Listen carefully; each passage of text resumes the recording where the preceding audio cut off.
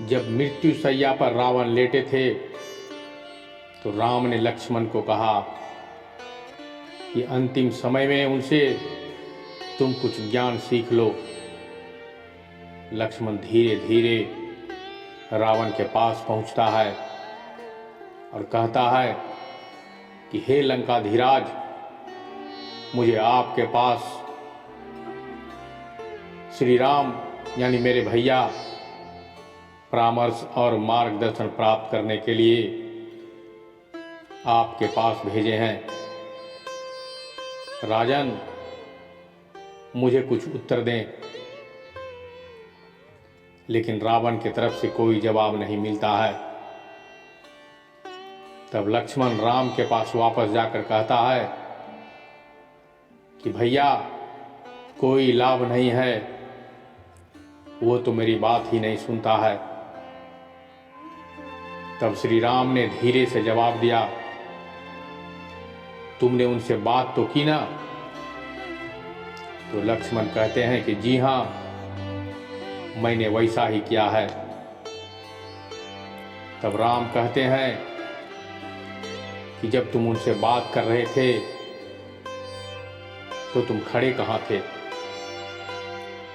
लक्ष्मण कहता है, मैं उसके बगल में सिर के पास, ताकि वो मेरी बात को सुन सके।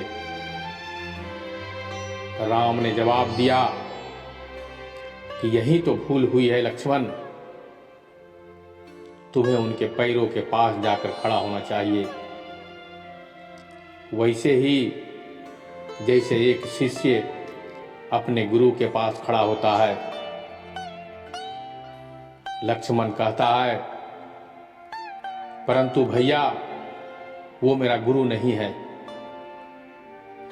राम कहते हैं कि लक्ष्मण, ज्ञान को तिरस्कार मत करो, ज्ञान सदा पवित्र होता है। चलो हम दोनों उनके पास चलते हैं। श्री राम और लक्ष्मण दोनों रावण के पैरों के पास बैठते हैं और श्री राम कहते हैं, महाराज, कृपया आप कोई हम दोनों को मार्गदर्शन कराइए। तो रावण जवाब देता है कि मैं भला आपको क्या मार्गदर्शन दे सकता हूं? मेरी बुद्धि तो स्वयं भ्रमित और अंधकार में डूबी है। उचित और अनुचित के बीच का भेद जानने में मैं वो समर्थ था। हे रघुकुल स्वामी, मैं भला आपको क्या शिक्षा दे सकता हूं? श्री राम कहते हैं कि महाराज, आप मुझसे उम्र में बड़े हैं और अनुभवी भी हैं। एक समर्थ शासक रहे हैं। आप मुझे उचित, अनुचित और शासन करने के संबंध में आपका विचार जानना चाहता हूं।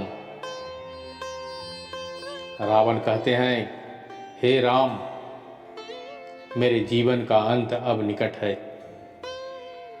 कुछ भी कह पाना कठिन है, फिर भी थोड़ा बहुत जो कहता हूं वो आप ध्यान से सुने।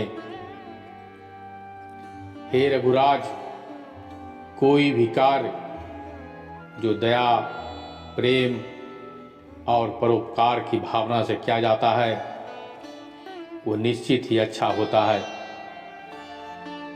किंतु सत्कर्मों को हम सदैव स्थगित करते रहते हैं। अगर आप कोई सत्कर्म करना चाहते हैं तो उसमें देर ना करें, उसे तुरंत ही कर डालें, नहीं तो बाद में उसे पूरा करने में कठिनाई होती है। किसी भी अच्छे कार्य को टाल दोगे तो वो कभी पूरा नहीं होगा। श्री राम कहते हैं कि उचित कहा आपने महाराज। रावण फिर बोलना शुरू करता है। कहते हैं, हाँ, दुष्कर्मों के बारे में मैं बहुत सी बातें बता सकता हूं, मैंने अपने जीवन में दुष्कर्म ही तो किए हैं। देखो, आज मेरे पुत्र पौत्र सारे मारे जा चुके हैं।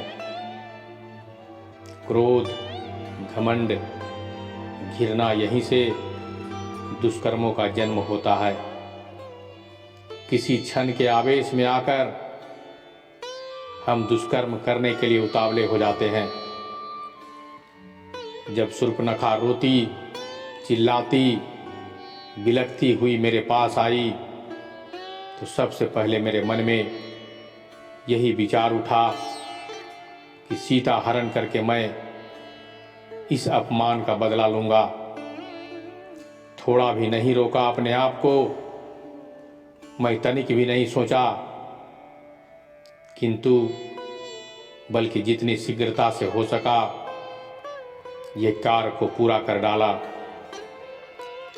जैसे कि हे रघुवंशियों के स्वामी, जैसा कि दुष्कर्मियों की प्रवृत्ति होती है कि वो चिल्ला चिल्ला कर अपने पूरे होने की मांग करते हैं, किंतु बुद्धिमान व्यक्ति वो होता है जो क्रोध, घृणा और घमंड से प्रेरित होकर कार्य करने में अपने को रोकता है। उचित अनुचित के बारे में मेरा यही ज्ञान है। हे राम, इस ज्ञान का तुम सदुपयोग करना और मेरे अपराधों को क्षमा करना।